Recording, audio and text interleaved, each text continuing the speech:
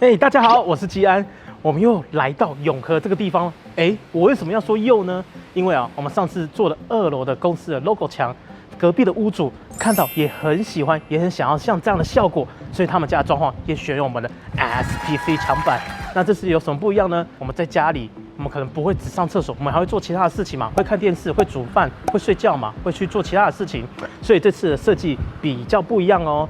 那我们这次有做到哪些地方呢？第一个我们做到了电视墙，再来是厨房、主卧的床头柜，我们是做了这3个地方哦。所以我们 SPC 墙板不只是使用在厕所而已，我们还有很多其他的用途，你要用各种装饰的墙面都可以，所以不要局限它。那接下来就跟着我的脚步，我们一起上去。那等一下上面呢可能会比较乱，因为还在工程进行中嘛，所以就大家请见谅，我们的环境会比较脏乱。那我们就可以好好准备，期待最后完成的结果。那我们现在就跟着我的脚步一起上楼 ，Go！首先呢，我们先看到这边这一道墙呢，就是未来主人家要用的电视墙。为什么是电视墙要做我们的 SPC 墙板呢？因为你在看电视，你会一直看的墙壁应该是电视墙，而不是后面的这道墙壁，对吧？所以我们就是电视墙会使用我们的 SPC 墙板来做漂亮的墙面哦。为了要做的让它有气质，然后为了让它看起来美观大气，所以选择我们的 SPC 墙板清水膜的纹路。那这个常常很特别，就是因为它的电视墙要做所谓的分缝处理。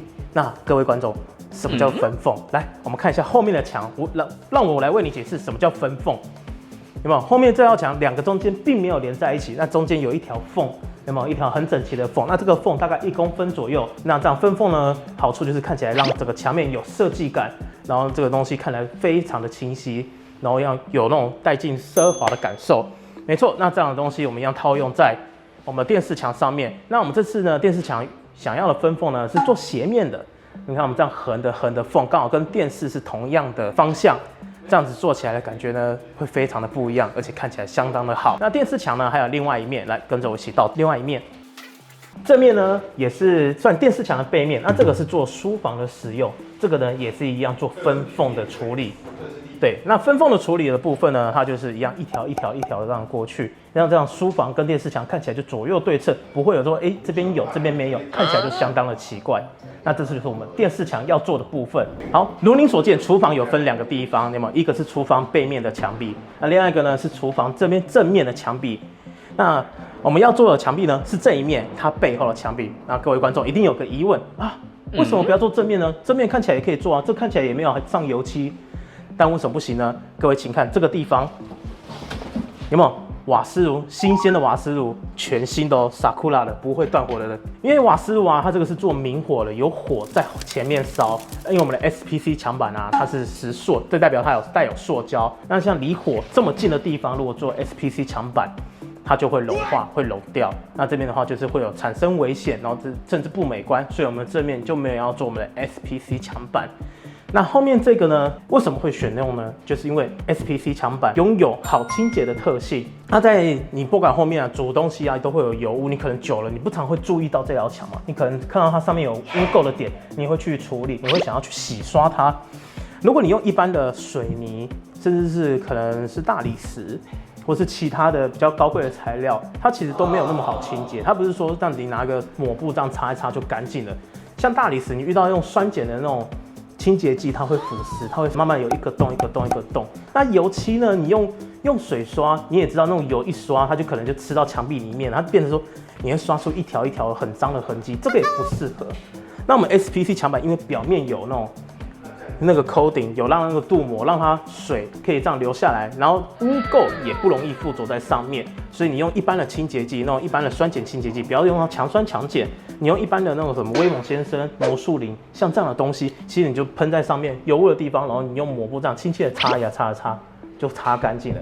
所以这个东西是相当的容易，相当的好整理。所以这是我们的厨房前面就选用我们的 SPC 墙板，好清洁、好顾，可以用清洁剂。不用担心说会吃进去颜色的问题。那这个厨房部分也比较单纯，它就是没有像前面的电视墙一样分缝，因为我们就想要让它单纯一点，我们就是一片一片拼过去。没错，那这就是我们厨房的部分。那接下来呢，就是来到我们的重头戏——主卧室的部分。来，跟着我们脚步前往最后的一个地方。好，接下来这道墙就是我们主卧的部分。主卧的部分呢，这个地方是我们放床头的地方，也就是说我们俗称的床头区、床头柜。那我们这边墙呢，也要做我们的清水模的纹路哦，因为它想要跟旁边这2道墙的颜色合在一起，然后又有不一样的感觉。这次不一样的、有困难、有挑战的地方就是我们要做分缝，而且是不规则的分缝。那分缝我们刚刚也解释过嘛，就像我们电视墙后面那道墙一样，有一条一条的缝。那我们这边也是，那我这边做的分缝呢是不规则的，我们是这样做直条纹的分缝。那我们彼此分缝的间隔会不一样有的是40公分，有的是20公分，甚至有的是10公分，这样子宽度不一的这样子做下去的分缝会有一种算是有落差感，然后不规则的感觉，让这个东西看起来不单单只是一道墙面而已，让它有层次感在这个上面。所以这是我们这次很有挑战的地方，因为这个我们本来是卡扣嘛，卡扣切掉之后就没有卡扣了，变成我们固定的方式，我们要在边缘地方特别的加强，而且分缝要切得很直才会漂亮。如果你切得歪七扭八的话，那个不能看。所以这个分缝切的技术呢，也相当考验师傅的功力。